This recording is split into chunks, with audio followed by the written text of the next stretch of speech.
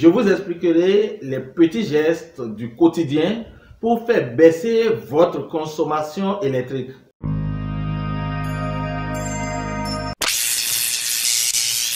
Très chers abonnés de la chaîne YouTube Cité Bio, bonjour et bienvenue dans cette nouvelle vidéo. Nous allons voir ensemble les habitudes à adopter pour réduire sa consommation d'énergie électrique.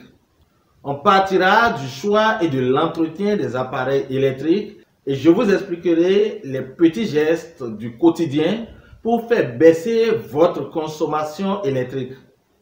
Qu'est-ce qui joue sur la facture d'électricité? Sur votre facture, en gros, il y a trois parties: l'entretien, les tasses et la consommation. L'entretien est fixe et dépend de votre abonnement. Pour faire baisser votre facture, il faut donc jouer sur sa consommation électrique qui dépend de la puissance des équipements dont vous disposez et du temps d'utilisation. Au niveau des tasses, vous ne pouvez rien faire directement. Les pourcentages appliqués sont calculés sur la base de votre consommation. C'est donc la consommation la clé des économies et elle peut considérablement se réduire si vous adoptez quelques gestes simples. La sobriété, c'est la priorité et c'est tout l'objet de cette vidéo. Comment choisir ces appareils? Un foyer équipé d'appareils électriques, électroniques, énergivores dépense beaucoup pour le fonctionnement de ces appareils. À l'inverse, un foyer équipé d'appareils de basse consommation dépense en moins pour faire fonctionner ces appareils. En plus de se demander si l'acquisition de nouvel appareil est vraiment utile, aussi performant soit-il, vous comprenez l'intérêt d'opter pour les appareils à faible consommation. Pour faire votre choix, il suffit de regarder l'étiquette énergie. Elle est obligatoirement renseignée sur chaque appareil électroménager. Parfois, les appareils qui consomment moins sont un peu plus chers à l'achat. C'est à vous de faire le calcul, mais moi, je vous conseille d'investir dans les appareils à faible consommation classés A.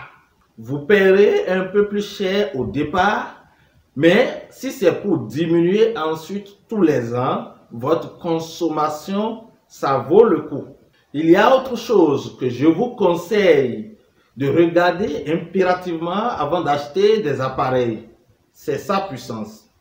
En fait, plus l'appareil n'a une grande puissance, il consomme même s'il n'est pas pleinement utilisé.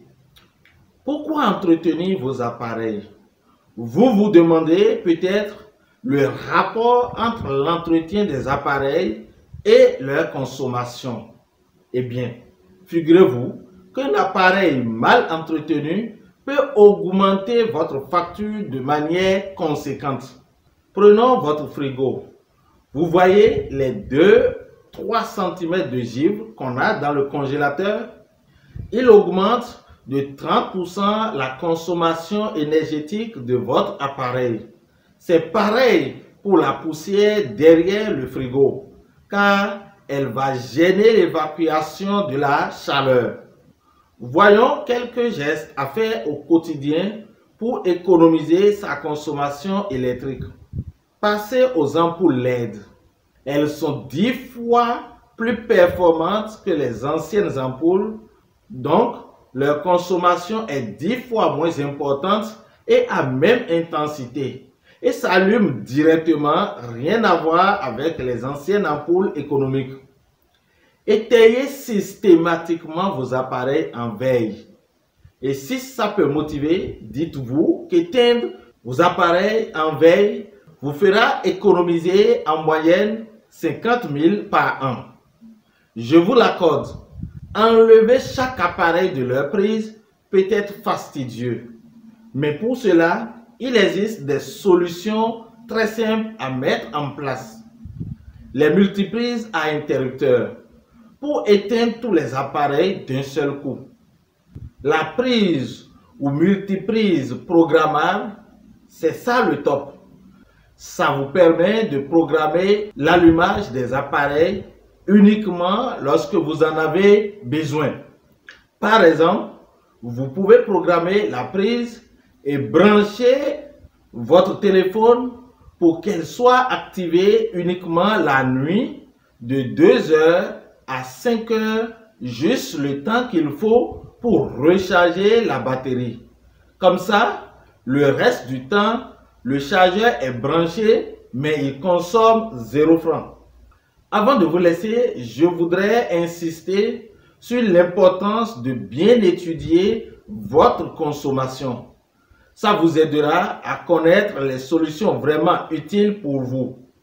Alors, n'hésitez pas à surveiller votre consommation régulièrement. C'est plutôt motivant de voir sa consommation baisser quand on commence à faire attention. J'espère que ces petits conseils vous seront utiles. Si vous avez des questions, s'il y a un thème que vous aimeriez qu'on aborde dans une prochaine vidéo, dites-le nous en commentaire. N'hésitez pas à vous abonner à la chaîne YouTube Cité Bio pour ne pas manquer la prochaine vidéo et pour découvrir nos autres rubriques. C'était Énergie électrique, parlons-en. Gaëtan Hallyday en votre compagnie. À bientôt.